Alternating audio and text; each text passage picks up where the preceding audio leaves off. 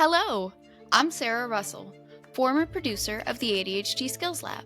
I'm thrilled to introduce my latest project, the Neurodivergent Report, an educational podcast dedicated to empowering neurodivergent individuals with accessible scientific knowledge and amplifying their exuberant stories. In each episode, we'll explore topics like the genetics and heritability of neurodiversity, alongside practical strategies for managing executive dysfunction and emotional dysregulation. Together, we can learn to heal in community. However you are able to engage, thank you for being here. Hello, everyone, and welcome to the Neurodivergent Report. I'm one of your hosts, JQ Walker, and I'm here with my lovely co-host, Sarah. We are here with our wonderful guest today. Why don't you introduce yourself? Hi, I'm Susanne. I'm an ADHD writing coach, and I work and live in Italy. It's important to note right off the top that you are a book person. I asked you what you love, and you said books. And apparently And then you you taught rattled yourself off, to read when you were 4, which is amazing. Yes. My goodness. I couldn't wait to start devouring those stories. Yes. Yeah. And that's a love that's taken all the way through your life so far. It's true. Yes. It definitely inspired me to study, which didn't have anything to do with ADHD or writing, but did include a lot of books. Mm-hmm. And then I started working for a research organization, and I thought, what about books? So I started their publishing department, and it's just always been about books for me. Mm-hmm. Yeah, just Yep. engaging with them in different ways as well. You said you also collect them. You have like a trophy shelf. Beautifully organized. I love that. That's like Yeah. play. You also like play with them then. It's true. Yes. Amazing. I've never thought of it that way, but absolutely. Yeah. I think that the fact about early reading jumps really nicely into like diagnosis and sort of if there were any telltale signs for you as a child. Yeah. Well, let's stick with the books. For me, books were always hyper focus. Like I would open a book and I wouldn't close it until it was done. And I am an exceptionally fast reader, which means that I can actually read a pretty big book in a day. So I will sit down, I will open the book, start reading, and by the end of the day, would realize as a kid that I hadn't eaten and I hadn't really slept much because it was now 3 a.m. and I had to go to school tomorrow, right? You're I in a would different sleep world. under the covers. Hyper-focus. Hyper focus, yes. For me, the book was the only thing that existed when I started reading. Actually, even on birthday parties, I would get a book for my birthday, I would start reading it and just forget that there were 3 people there, that 5 people there who wanted to play with me. So yeah, hyper focus was definitely clear for me as a kid. Yeah. It sounds like you read a lot of fiction. Yes. I didn't start reading nonfiction until a couple of years ago. It was always about fiction for me. And because I was such a fast reader and I got really annoyed, my mom would only take me to the library once a week, and I could only take out 10 books. So I started to read thicker and thicker books so that I could actually have something to read the entire week. And that is how I really got into fantasy, because those were the biggest books in the library, right? Right. So it was, reading really was a big part of my life. I love going to the library, even today. I just brought my kid there to do his homework last night. Libraries are such great spaces, and I think that they are very underrated. Oh, yeah. I think that especially in America, I feel like there's a lot of conversation about not having third space, like a communal space where people go. And my fiance and I, we went to the library, I think last weekend, and it was nice to see people not only reading, but there were like some like chessboards set out or like jigsaw puzzles and people working on them together. And it really is such a valuable like community space. Absolutely. I know that in one of the libraries that I used to frequent in the Netherlands, I'm now abroad. I'm in Italy. My Italian isn't that good yet. The Italians don't really believe in English language books. So there's no real point for me to go to the library. But I know that when I was living in the Netherlands still, the library there also had like community courses, like for immigrants to help them learn the language, or for older people to learn working with computers, right? Yeah. When I was not very wealthy and I needed computers for schoolwork, the library was there and had computers that I could use. It's such an amazing place. I love libraries. And I'm so glad that you two like it too. Yes. Yeah. It's important to note that communities like Italy will have like alternative third spaces. You know, they have bigger like outdoor spaces for people to just hang out for free. And so that's more their culture. And I think it's probably got to do with the weather. Yeah. That's probably part of it. The way that cities are designed. The cities here in Italy are designed for Yeah. outdoor activities, right? The Right. parks are just, there's a park on every corner. The cities are safe. You can just send your kids out to play in the streets, right? What I have And we seen also, from the United States is very different in the big city. yeah, and it's also just, even if you're not in this city, a lot of it, a lot of it's rural areas too, or sprawling suburbs. And even if you live in a suburb, it's hard to have some kind of community space because you're just, in the middle of a bunch of houses, and it takes a while to to even get to a place where there's like shops or parks. And yeah. It's just your cities were designed with cars in mind.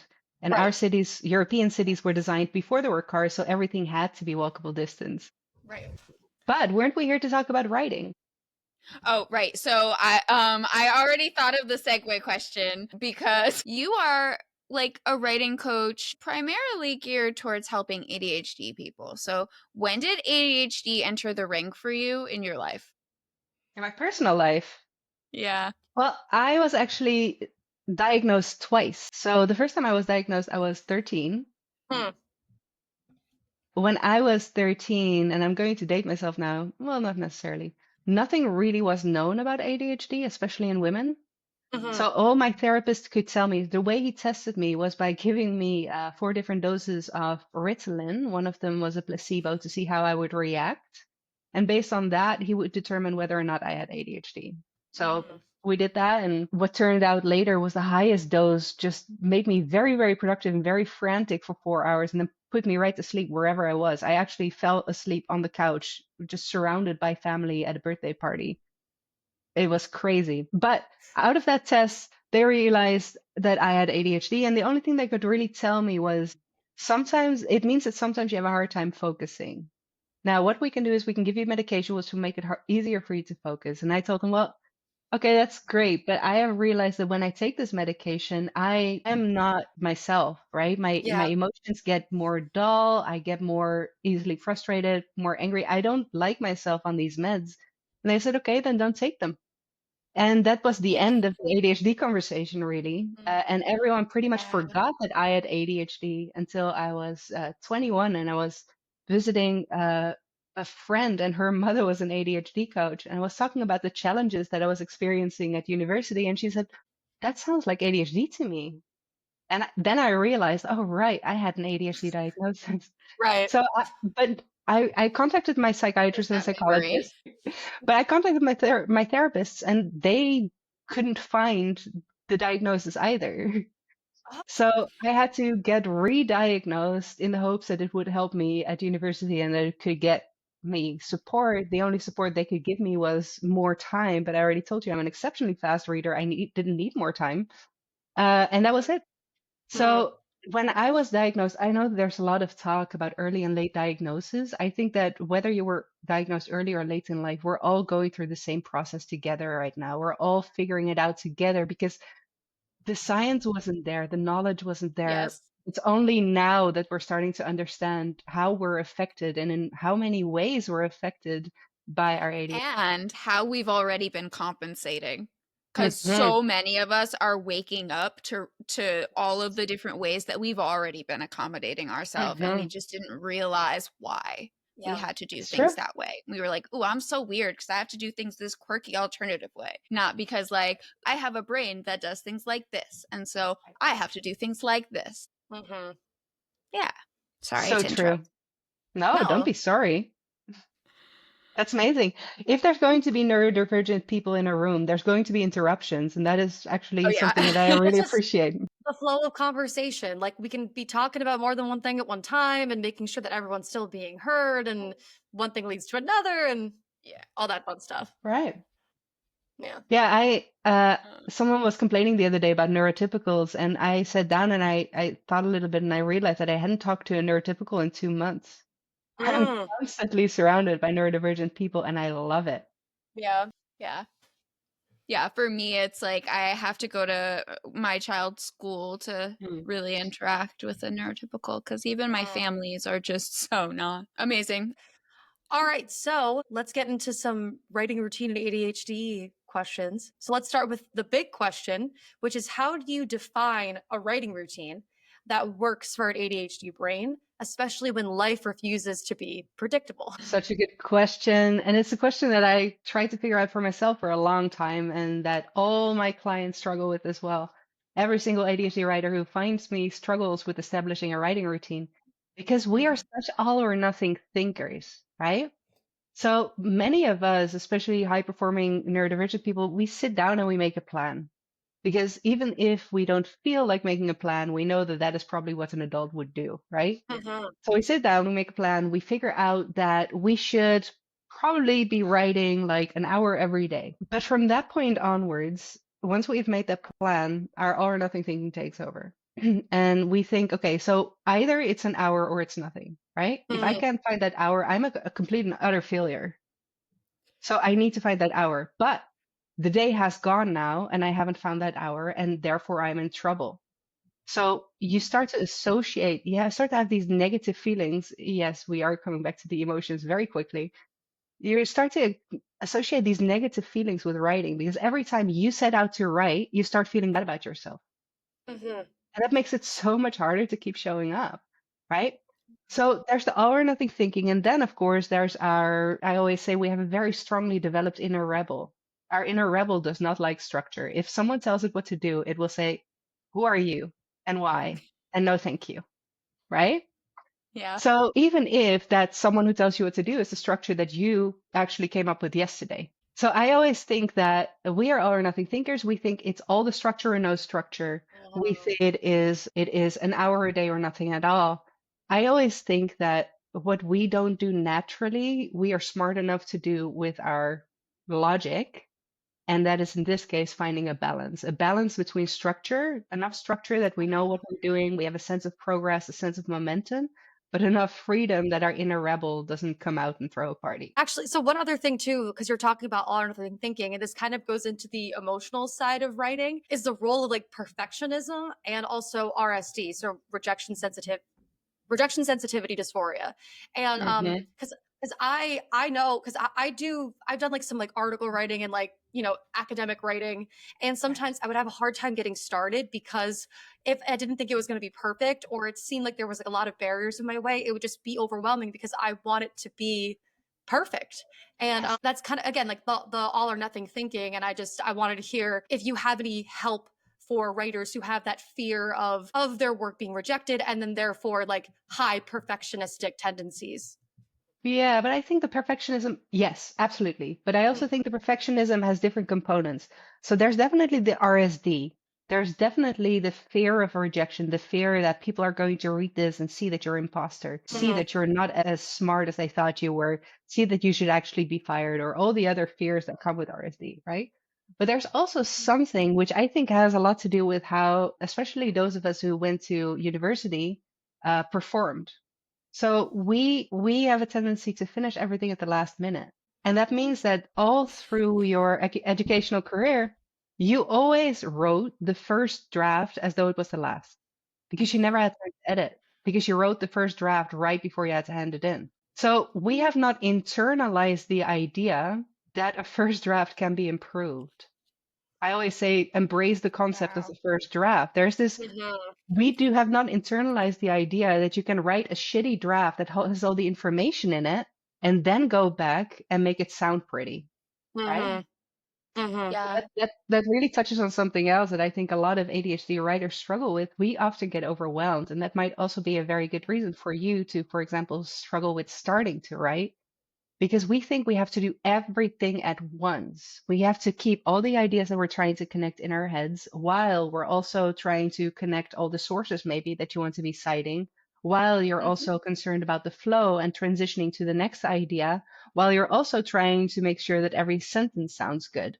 So your working memory is trying to hold on to so many different pieces.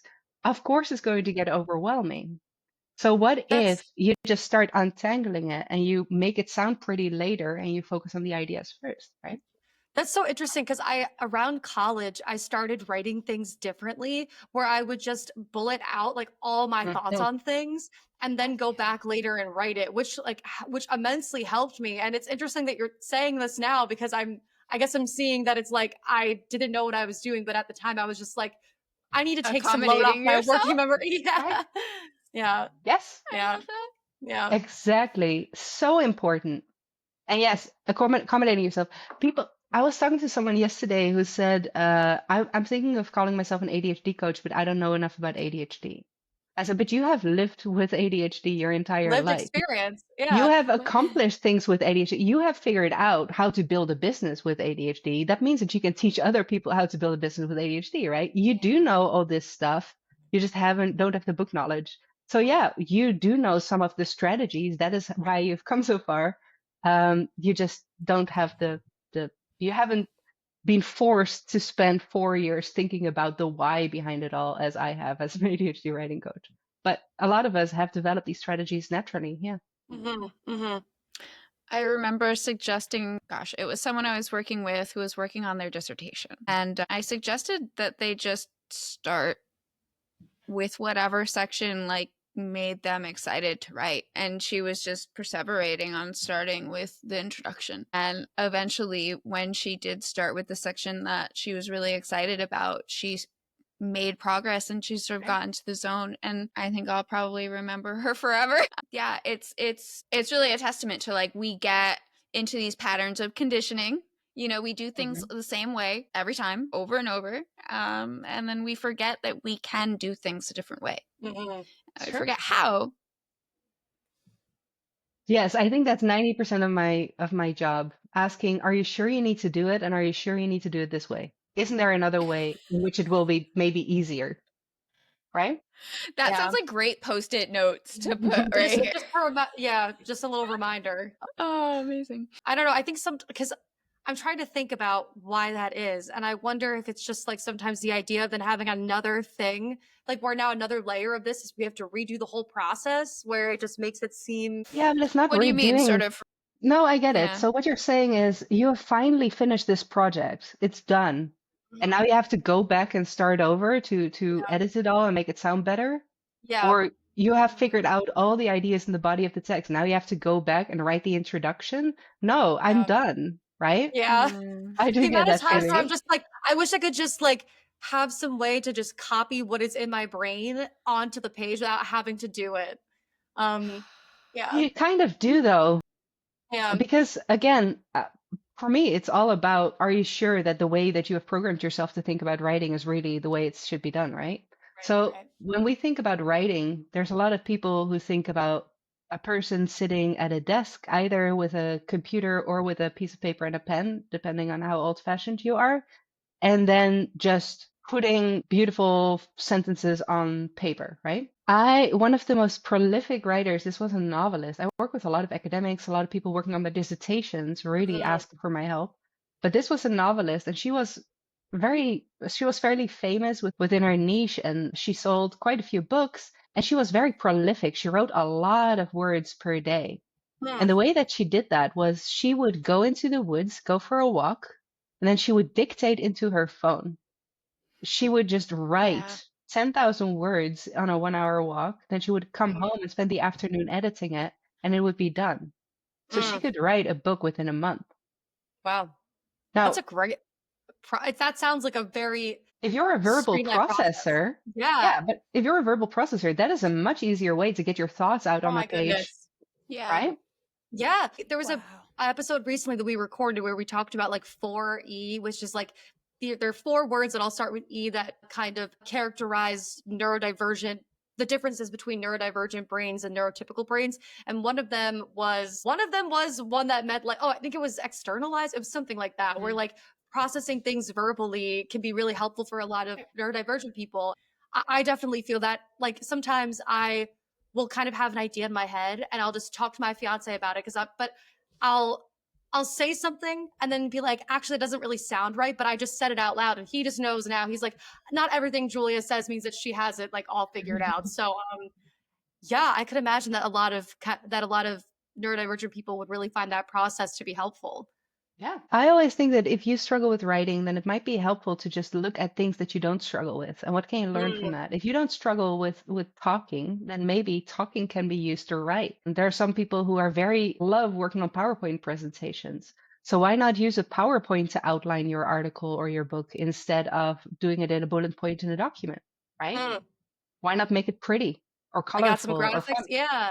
Yeah. I love these ideas. I'm wondering, I don't know, I have here in my notes to ask you about a scatterbrain list. And so this Mm. seems like another one of those unconventional, like awesome, like break the mold writing strategies. What is that? Because I have a scatterbrain. Is it like a web of words? No, No. what that was about was I don't believe it's true that ADHDers can't focus. I think Me there either. are I think there are different types of focus and we only count one. And We anything only else is a count deficit. yeah, but we only count the deep flow, the hyper focus, the ultimate standard of focus, right? Anything else is not focus at all. So when someone tells me I can't focus, I tell them that's not true. I try to say that in the friendliest way possible. Yeah. So can we maybe explore what type of focus you do have available I to you right see. now? And scatterbrain for me is one of the types of focus, which sounds counterintuitive. But what I realized when I was in grad school is that when I was scatterbrained and my thoughts jumped from one idea to the next, I couldn't write. I couldn't edit. I could not read a sentence and figure out what was wrong with it and how to fix it. What Yeah. I could do, however, was find new literature, find new sources. Because I would have an idea, I would find a source for that, and then think, oh, wait, that leads me to this other idea that I can also find a source for. And I would just accumulate an entire list of sources within an Yeah. hour because I was so scatterbrained. Now, if I had tried to do that with deep focus, I would have read every single article and I would never have come up with that entire list, right? Yeah. So I think that there are different types of focus, and we don't count most of them because we think that hyperfocus, deep focus are the only things that count. I don't think you need to have hyperfocus for every type of writing related activity. So if you start making We your just haven't organizing, really been taught how to like use our creative ADHD strengths, like the hoppy strengths. right. So what you want to do Yeah. is when you wake up and you think my brain can't focus on writing right now, that's fine. Just figure out what other writing related tasks your brain is equipped to do in this moment, right? Because you, Sarah, say that you're scatterbrained. That's absolutely true, I bet. But I'm also sure that there are days in which you have more of a creative type of focus where you just keep generating new ideas and new thoughts, right? And you do probably have times where you have hyperfocus or deep focus. So there's always some Totally. kind of focus available to you. You just have to figure out what kinds of tasks to match with that type of focus. To step outside the world of writing for a second, my scatterbrain energy can be really helpful for cleaning. You know, I mean, it can also wind up, 3 hours later and there's like 5 open projects. That's sort of like the worst case scenario, but I think the more common way that that works out is I'm doing laundry, I'm making a grocery list, I'm packing lunches, take out there's always like a queue of tasks. And I think with the writing process, we struggle to externalize some of that process. Like we think that the only thing we need to write down is the ideas that are going to go into the ultimate paper, but actually there's a whole lot more that goes into composing a piece than just the words that end up being in the final cut. And that is one reason that makes a lot of ADHD writers feel so bad because they do so much work, but at the end of the day, they end up with no extra words. And productivity in the writing communities, productivity really is measured in the number of words that you've written. But there are so many things that you have done. You have thought through new concepts. You have invented entire new worlds, right? You have done so much. It just hasn't resulted in words, but it has aided you in writing those words tomorrow. So yeah, redefining focus, but also redefining writing. All So for do it. you think that do you recommend then to I don't even know how you would do this because you have to be aware basically of what you're not giving yourself credit for, but like trying to remind yourself like exactly the things you were just saying, like you've created these worlds, you created new concepts. Like, is there some kind of way to like, you know what I'm saying? Like, Yes, so many ways. So one thing that I often recommend is that people have a running list of achievements. Create an event in your calendar at the same time every day to sit down and write another achievement on your list. And even if you feel bad about yourself, if you feel you haven't done anything today, that's fine. Just sit down and find one thing that you can conceivably construct as an achievement, right? Mhm. And if you do that, you get so much more aware of the things that you do actually do instead of just getting stuck in this feeling that you've never accomplished anything. You were about to say something. Yeah, I want to ask like a black and white question about like if I can't do it every day, Mhm. does it make me bad? Yes, it makes you a That's the terrible, terrible attitude, person. Yes, you know me so well. Yes, I would definitely say you're bad. I do not believe in consistency for ADHDers at all. I think consistency for us is a complete fiction. And Yeah. so many people online will tell you it's all about consistency. If you want to build a platform on social media, you have to be consistent. If you want to write a book, you have to have a consistent writing routine. If you want to have a change in your mental well-being, then you have to adopt these habits that you do consistently and over a long period of time. I think that is never going to work for us. I think consistency is a fiction. So no, you're not a bad person if you miss a day, a week, or even 2 years. I even go so far to say that I think that consistency, like long-term consistency for someone, no matter what the neurotype is probably either a fiction or just a very high bar. Cause like, human bodies are unpredictable. And I think that I'd venture a guess a lot of people push themselves way too far in the hopes of consistency or achieving some level of discipline that's just, way above expectation. The statistics about valedictorians I'm not sometimes aware of having these a hard Tell me. life. Yeah. Yeah. Oh, I don't know this, but I don't know like the specific numbers anymore, but I just remember when I was younger reading about how sometimes like the valedictorians would like crack under the pressure basically and like develop like maladaptive coping habits to achieve that level of success. Really when you put the focus more on like being the best instead of, ooh, I just love learning this material, then it becomes harder to achieve. I tried to quickly go on Google Scholar and see if I could find anything, and I'm not. Oh no, I'm sure it was like pop science from the 2000s. Oh, okay. It's okay, but But I'm in sure. concept, it makes sense. I It think makes it's sense. like a social phenomenon that they've Yes. observed. Yeah. Makes so much sense. But that is over a very, very, very long period of time, right? This is Yes. just a lifetime they don't really do well. Right. But for us ADHDers with our short time horizons, a month seems insurmountable. If I tell you have to do this every day for a month, you're not going to start, That does sound scary. right? It's too much. So don't be consistent. Don't see that as your measure. What you do want at some point, if you're working on a longer term project, like a dissertation or a book, I work with people who work on shorter pieces too, like articles, blog posts, that kind of stuff. But when you're working on a longer piece of writing, all ADHDers start very, very excitedly. They start just writing and generating ideas and being just completely their most magnificent selves without structure whatsoever. Usually start without an outline, especially novelists never start with an outline if they have ADHD. Then at some point, we get in trouble. At some point, we have generated so many new ideas that we get stuck.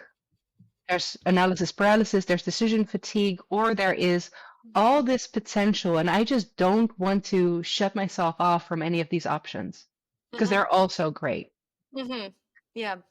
So that is one thing that happens. The other thing is that happens is that it seems never ending because you don't have a sense of momentum. There are no milestones because you're just writing and generating new ideas, right? So not only do you not know how to continue, but you also feel like there is no continuation. You've been slogging along. There's just no way out, right? And that is when we is abandon. there ever a done? Like even if you figure out how to move forward, like, yeah, when is my next good stopping point? Yeah. So it doesn't feel like you're making progress at all. You're just in that fuzzy middle where everything just blends together and you don't feel like you're making progress at all. And that is when you stop. Now, I have all these beautiful books about building habits, and all this habit theory will say that if you have done something for 30 days, it's going to be an established habit, or 90 or 120, and you're not going to stop anymore. Not true if you have ADHD. No, absolutely not. Because at the moment when it becomes a habit, it becomes boring. It's not new anymore. So we can go a long way on this novelty, right? On this excitement about a new project or a new idea. But at some point, that novelty runs out. That is our only source of motivation for writing. That is our only source of momentum. And then we get stuck. We get lost. So consistency is not going to help you with that. Consistency is only going to make this problem worse because I have told myself that I need to consistently write an hour a day, 500 words a day. And now I don't know what to write anymore. I don't feel like I'm making progress. What is going on here? Consistency is not the be all end all, and it's not going to be the solution. It's not going to save you. So why would you hold it as a standard? No, absolutely. Let go of it. Throw it out the door. We're not focusing on the right outcome. Hmm. Precisely. Yeah. The outcome is to have a finished piece. And to have fun doing it. Like we grew up in these societies where anything we're doing is supposed to feel like suffering and torture. Right? And if it's not, then you're lazy or you don't have your priorities right. Or you're not doing it right. Like if it feels fun to write, then it's either a hobby and you're never going to do anything with it. It's not going to end up anywhere. Or you're doing it wrong. It cannot be good because you're enjoying it. Right? You have to suffer. Yeah. And I think, I mean, I'm all for like, it's like self-development, self-growth, and pushing back on things where you're not good at it is of course important, but also like to take that so far as to the thing that you're doing every day should the entire time be this labor and this suffering, like you're saying, I think is just a misguided notion. Capitalism doesn't want us to play. Yeah. And they especially don't want us to make money while playing. But if you don't allow an ADHDer to play, then they're never going to produce whatever capitalism wants them to produce. Totally. Which actually, that's a whole conversation about nervous system regulation and also why writing can be really hard for people, especially people with like a learning disability who faced a lot of stigma in school. And so now, even though they're in like extremely technical fields, occasionally they have to do some writing and it's like, oh my God, I'm fighting a bear. Yeah. I think this actually very beautifully segues us into kind of like a next area of questions because we're talking about ADHD brains and like how we work. And it says here that you mentioned a pretty classic ADHD career path, if you will. Lots of change, lots of pivots. So how has that shaped the way that you coach writers? So I did my bachelor's and master's at the University of Amsterdam. Right out of university, I didn't really know what to do. So I just took the first job and I decided that I could definitely be a manager of a health store and sell supplements and health foods to people. I had never worked for that store before. I had no experience with supplements at all, but I could run that store, no problem. So I went into like 3 months of learning everything there was to know about supplements, and it was amazing and it was exciting and I was so happy and I was managing my team and learning about managing the team. And at some point I realized that I got really, really bored because I had run out of things to learn, right? The learning curve was very steep, which was incredibly exciting for me. But then I didn't have to learn anymore to do my job and I got bored and I didn't want to do it anymore. So I, because something else was going on with the organization, I said, if you don't fix this for me, I will leave. And he said, okay, you're absolutely right, but I can't fix it for you. Do you want me to fire you? I said, yes, thank you. So that was my first job out of university. Social safety nets. I always worked during like I had jobs since I was 13, but that was my first real full-time job out of university. After that, after that I did 8 months of door-to-door sales of electricity contract. Oh my goodness. That sounds a little bit terrible. Of a jump. And also, yeah, like that would personally terrify me. Oh, it was terrifying. One of the things I said when I got there was what I want to learn is to deal with rejections. Because I'm so sensitive to rejections. This is just not going to help me in life. You went there for exposure therapy. I know, and I'm like making that your income by facing your fears is a bold move. Wow. Yeah. So what happened was You're brave. At the start of the day, we would have some sales training. I will tell you a little bit about that later because it actually helps me with my coaching.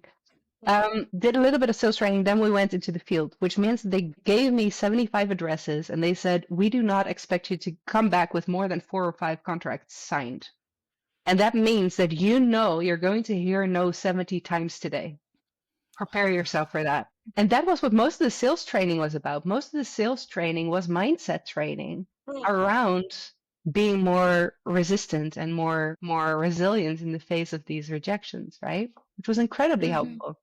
One thing that they also taught me, and that is something that one thing I still use in my coaching, is how to motivate yourself when you are like in a negative space. Because if I show up at a door feeling this person is not going to buy anything from me anyway, they are not guaranteed, right?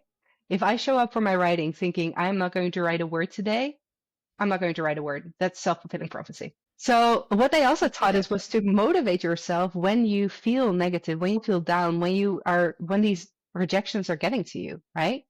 And one of the things they taught me was the 4 A's. You love your acronyms, right? Your 4 E's was something that you had in the Now we got the previous one. 4 A's. Yeah, 4 A's. let's hear it. So the first thing you do is you take an action, and this is a tiny little action. Ring a doorbell or open your Word document, right? That little action, the first A, is going to give you a small sense of achievement. So small action is going to be a small sense of achievement, but you've done something. That small sense of achievement is going to have a small effect on your attitude. You're going to be a little bit more positive because you have shown yourself that you can do something, even if it is something small, right? And that attitude is going to change the atmosphere. It's going to change how you perceive the world. And that is going to make the next action a lot easier. So this is something that really works very well for ADHDers. If you feel that you can't get yourself to start writing, don't tell yourself I have to write for an hour. Take a small action, open your document. That is going to make it a lot easier to take the next action, namely read the last sentence that you wrote yesterday, right?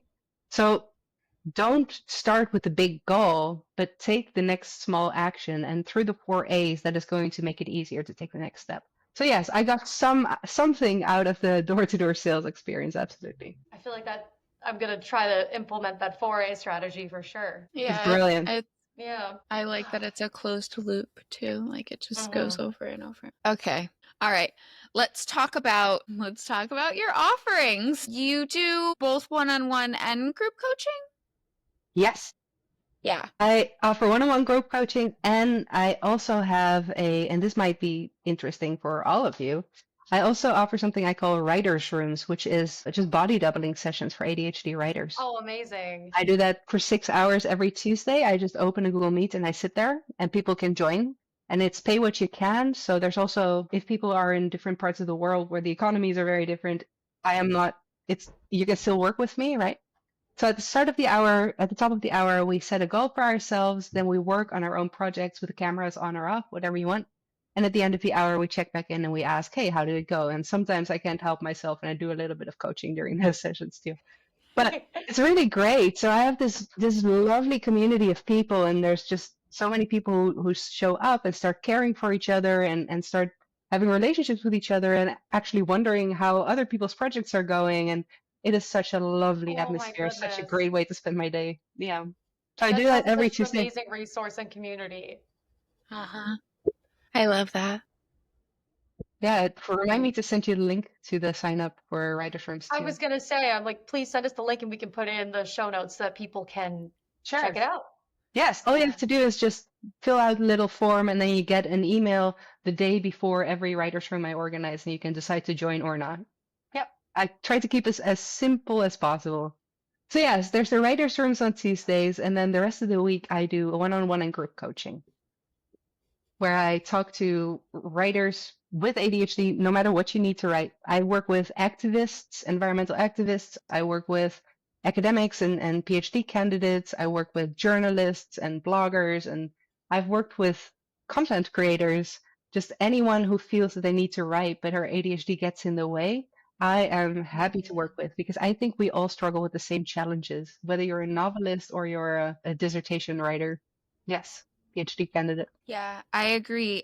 Working with people, I've noticed like different batches of issues with short form content versus long form content. But other than that, we either struggle with the starting or we struggle with the maintaining. Maybe we struggle with stopping, that perfectionism twist. Or hyper focus.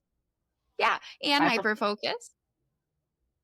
Yes, but we also struggle with energy management. We struggle with motivating ourselves. And all of that is, Balancing our energy, regulating how much we give to this and Yeah. that And and we also that. were touching on it, I think, like indirectly, but with hyper focus, and I think you mentioned this before, not being able to, or not realizing that you need to maintain your yeah. body, and then having a hard time just because you're not taking care of yourself. Mm. And I always Yeah. say that hyperfocus burns through your energy reserves. If you hyperfocus all day today, that's great. But tomorrow you're not going to be worth anything, or you're still going to have a lot of value to the world, but you're not Right. going to be producing much in terms of writing, right? Sure. Yeah. So we expect ourselves to be consistent, but then we also lean too much into the hyperfocus and berate ourselves for not being able to focus in the days after. But that is Mhm. natural. That is how hyperfocus works. So it's all about it's also about time management and energy management. And for those things, it doesn't really matter whether you write long form or short form. It's the same for all of us. That's But there's true. definitely big differences between short form and long form writing. Yes. Mhm. Yeah. Yeah. Wow. I'm glad you brought it back though, because that's a really important point. I want to try to leave people with some actionable advice, right? So, what would you say is one small shift that an ADHD writer or just any writer could make this week to make their writing routine feel more possible? Like, how can we, Experiments. yeah, is it like adding more choice? Yes, but adding choice can also be difficult, right? Because if you have too many choices, that it Yes. can also be a reason not to start. So Yeah. what I suggest is treat it like an experiment. If you have a writing routine and it's starting to feel old and stale, make one change. Anything. Work in a different place. Change the font or the color. There's no rule that says that you can't write in Comic Sans bright pink, right? I love this answer. I said, what's one small shift? And you said anything. Yeah. But no, that Yes. makes sense. And then I guess Yes. probably like, would you also recommend at the same time, like maybe because something else like with experiments, writing down observations, writing down your results, so like kind of tracking what those shifts do for you. Oh, yes, I'm all for tracking. Yes, Yeah. I'm a Yeah. data junkie. I track Yeah. everything. Yes, absolutely. So figure out for yourself, are you more productive when you write in the morning or in the evening? You might Mm. think that you know, but have you actually tried?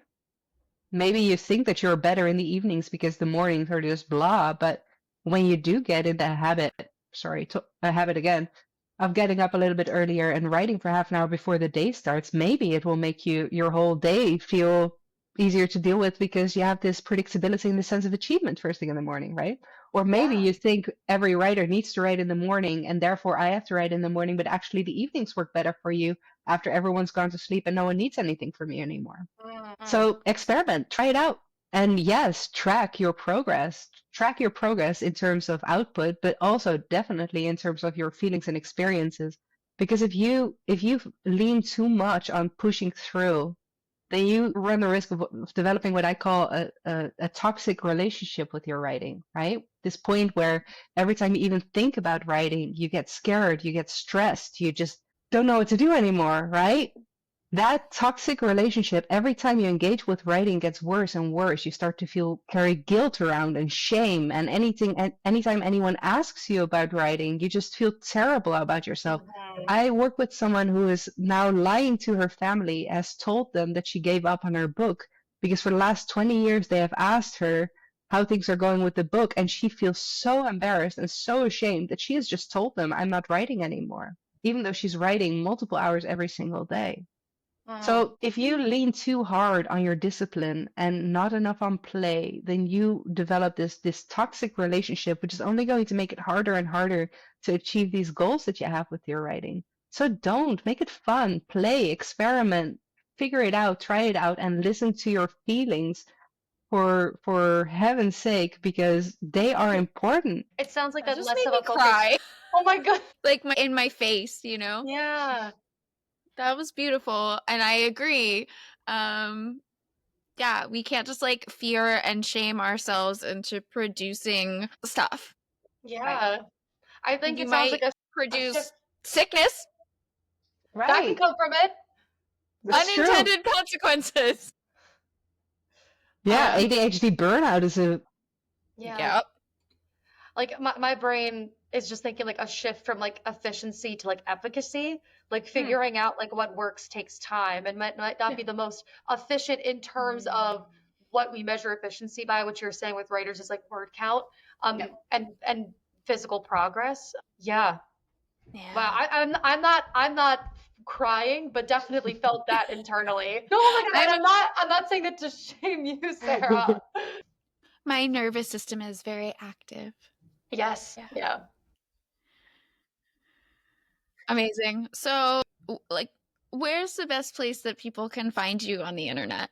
Well, the best place to find me is passionatewritercoaching.com, which is my website. I spent hours and hours and hours building it over the last 5 years. It's beautiful. 4 days, it's my unofficial business birthday. Yay, happy early business birthday. Yes, I'll have started my business 5 years ago. Anyway. Wow.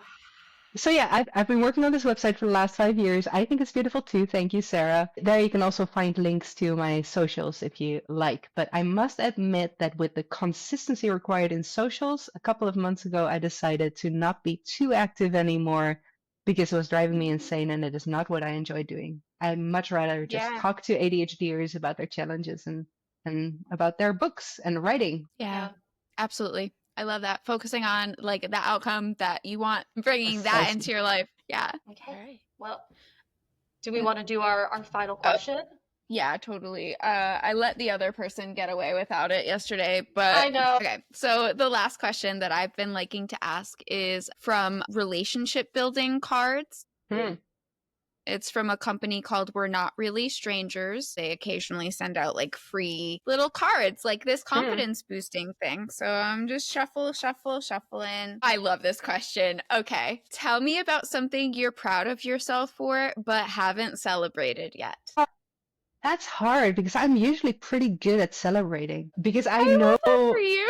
But I know how important it is. So at some point, I decided I had to practice what I preach, right? If I tell everyone to celebrate their achievements, maybe I should do the same. What have I achieved? Well, I wrote a book called Writing Traps, the ADHD Writer's Map to a Finished Book. Yes, I know. I wrote it in about 2 months. It was amazing. I was very consistent. And then the book was written, and I thought, okay, done. And I didn't do anything with it, and it just sat on my computer for a year. But last week, my client started motivating me to actually start sending it out to publishers, and I have been starting to do that, and that is something that I can definitely celebrate a little bit more. Yes. Yay! Amazing. My goodness. That's such an interesting story because I feel like that perfectly captures a lot of neurodivergence. Like,